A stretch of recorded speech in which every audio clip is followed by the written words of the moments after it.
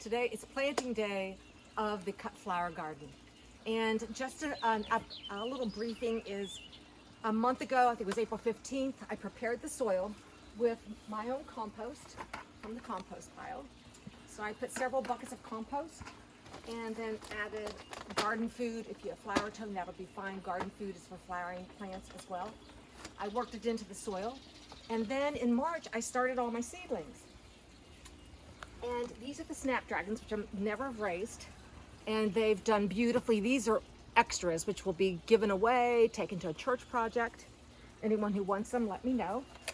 The zinnias look a little puny, but they have gone in, and I'll show you where they're going in a minute. The marigolds, oh my gosh. Very sad situation. I don't like these little peat pots. And out of 24, I have 2 to put in the garden, but we're gonna direct sow those today too. And then the disaster with the cosmos, not only the first disaster when the stand that they were on collapsed and they toppled out, and then the 3 days without water because I forgot where I put them. But there were a few that I could survive and plant out. And right here is where we started. In this top row, I do have a sturdy looking cosmos. These are my zinnias. They are in the ground. I have 2 rows of my snapdragons and they look healthy. And what I've done with my snapdragons, because I potted them into these peat pots, I didn't want to risk having any problems getting them started. So I'm taking the peat pots off and they are going in the soil just like this.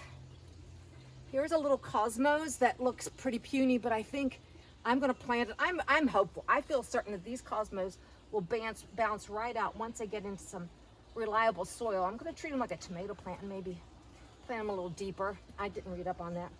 And another of my snaps, which they should do great. In this row are my wonderful dwarf incredibles. They just did great in these little peat pots to get started. I think I'll always go to, though, the individual trays, maybe 24, not 72, because I don't have the room for them all. But again, with my little sunflowers, I'm taking them out of their peat pots, and I've already gone ahead and planted these, because once you see one planting, then you don't need to see another, but we've got them planted. And here is one healthy marigold, I think. It's going in. The good news is we're gonna direct sow some of these in the perennial bed and see if they fare better. And a cosmos, looking pretty poor, but I feel certain once we get them in there, in the soil, watered in, they will do fantastic. The marigold that I want, that I had plans for the edge of the perennial border, is this beautiful creamy white Eskimo. So we are gonna direct sow those. And the zinnias, we're going to direct sow some of these against the back of the fence.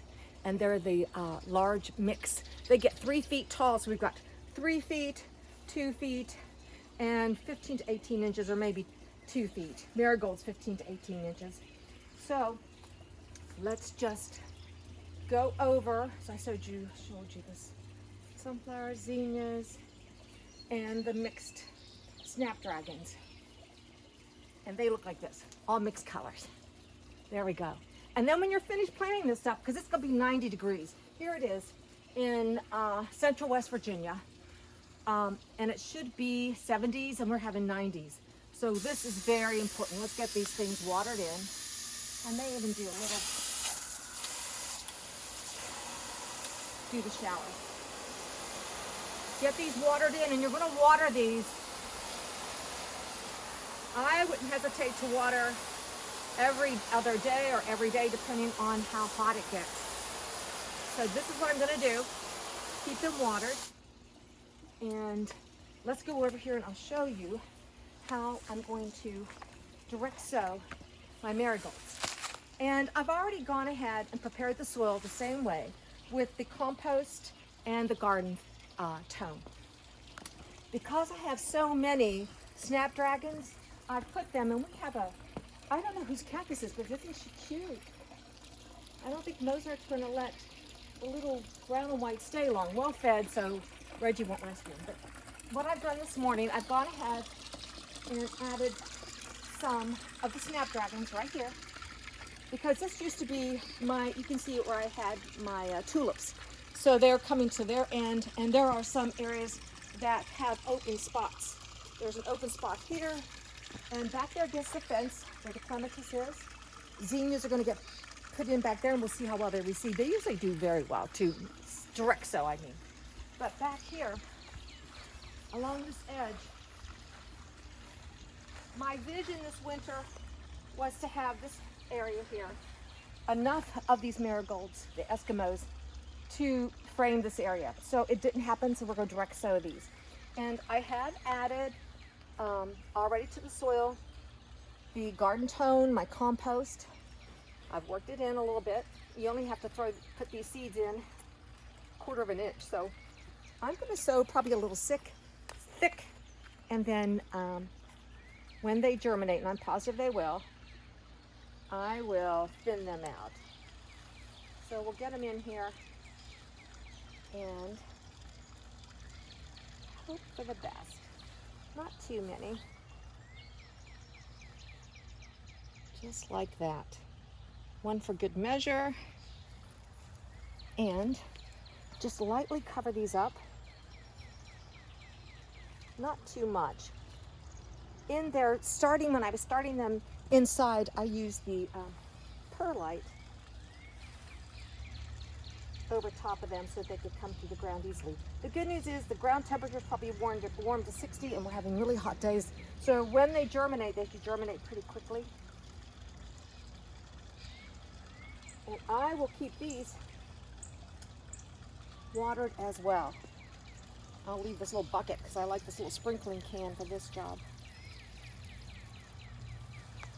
And there you have it.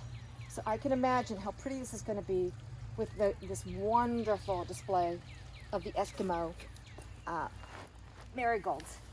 So the other places that there will be zinnias will be in front of the purple trees. They'll come up, they'll get 3 feet, and then they get at least 2 feet wide, depending on how they sprawl. And down here on the corner, behind the pretty bird, and behind the grasses, so you'll be able to see those come out, because I'll keep those grasses tied up, hopefully. But that's the planting day today, and I thank you for watching. We'll see you the next time. Bye.